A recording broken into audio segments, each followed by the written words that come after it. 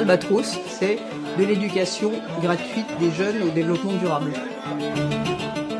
Je pense peut-être c'est une éducation à la base peut-être de Chevreul, d'être dans la grâce. Ça peut paraître un petit peu naïf comme terminologie, mais en fait être gracieuse et faire les choses gratuitement.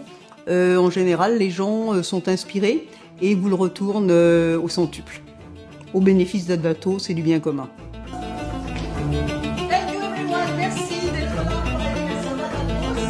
Nous ne faisons pas payer de cotisations et les membres sont tous les gens qui sont soit volontaires, soit bénéficient de nos formations.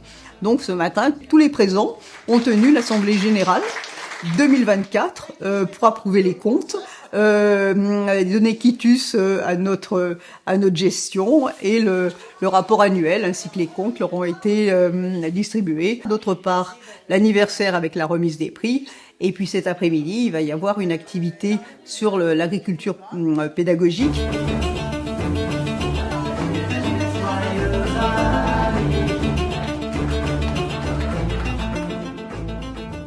Moi, ce que j'aime bien dans cette fondation, c'est le travail en fait qui est fait avec les jeunes. Je trouve que l'idée d'un travail intergénérationnel, entre autres, c'est très intéressant. On retrouve un côté authentique en fait. Et donc du coup, on est dans l'associatif, on est dans l'écologie, et puis bon, on va le dire aussi, on est dans le partage et la bonne humeur. Et ça, c'est essentiel. Et puis je trouve que de les amener ici. Alors ça a du sens parce que c'est leur apprendre qu'avec parfois pas grand-chose, on peut faire beaucoup pour la planète.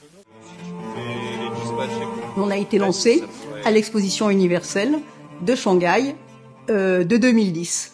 On a formé depuis maintenant 15 ans 18 000 enfants de Chine, France, Brésil. On a été reconnus cette année comme partenaire des Nations Unies.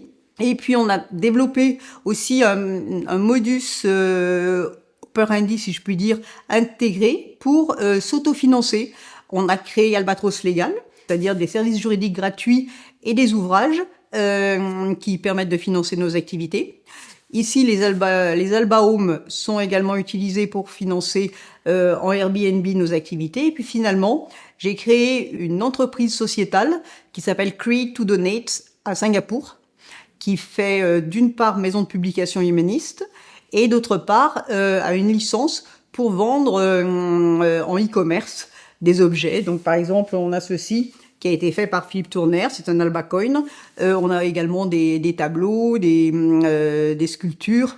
Et on a développé donc un jardin pédagogique, le jardin de Servant. On a développé également une application mobile internet avec le CNRS au moment du Covid, qui s'appelle Saphir. Et puis maintenant, un tout nouveau projet a émergé avec Harvard. C'est Gaia Voice for Albatros, c'est-à-dire c'est une intelligence artificielle qui rassemble les différentes données et les différentes mémoires des gens qui travaillent avec nous. Et on a beaucoup de chance parce que le CNRS est en train de reprendre à son compte cette plateforme d'intelligence artificielle pour la rendre encore plus intégrée par rapport à nos besoins et par rapport aussi à un caractère inclusif, peut-être pour des enfants différents, tant sur le plan cognitif que physique.